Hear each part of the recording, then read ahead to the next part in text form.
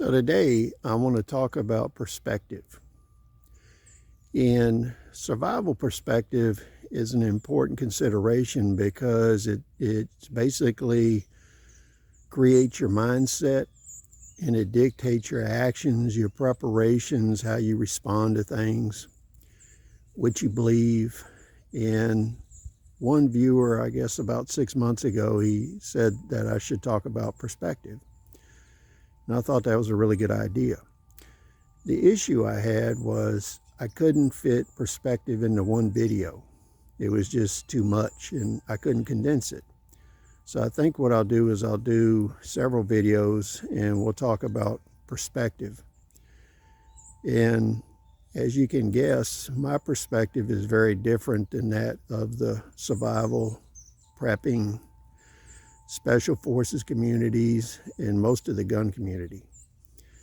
And the reason for that is you have to integrate your survival efforts into your life, and it becomes a lifestyle. And that lifestyle helps you in many ways. For instance, learning how to work on cars. You can do a lot of the stuff yourself and save money. And what it does is it increases your standard of living. It allows you flexibility in good times and bad times.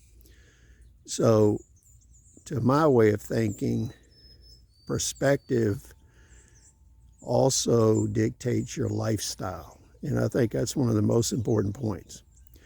Now here we're looking at around 100 birds. And they're eating the bird seed I put down for them. And this reminds me of our prepping community. And you'll notice everything's going okay. They're kind of just eating, having a good time. There's a few little disturbances within the group. But what'll happen is you'll have a noise or something and 90% of them will fly off and they'll hide in the trees up here around the food. And then when they think it's safe, they'll come back. And to me, that reminds me of the prepper community, because what happens is most people are in that community for entertainment value. They're not in it to actually do it. So you have a issue where they're in it to learn about it and be entertained, but not to do it. So probably 95, 97% are in it for the entertainment and the machismo. Because, you know, when you get into the guns and heavily into the guns and a lot of the other stuff, that becomes macho, right? And a lot of people substitute that for how they feel.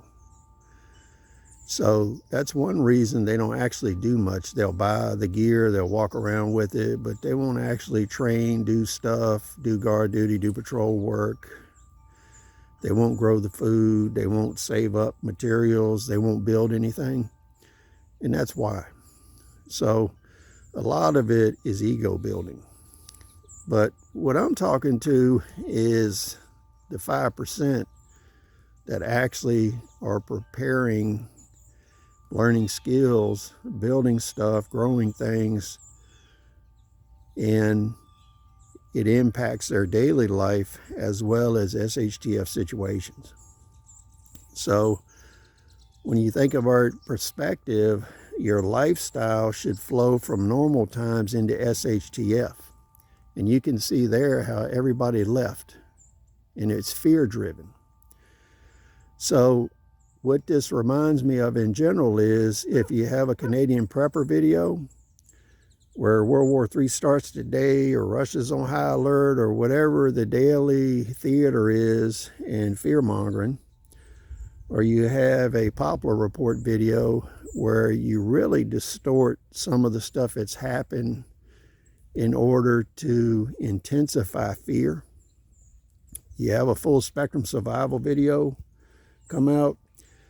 You have many of these special forces, combat survival videos come out. And what they do is they gen fear to increase ratings, which is income, and to sell crap that you don't need. So this is the first video on perspective. So please share your thoughts, and we'll see you on the next video.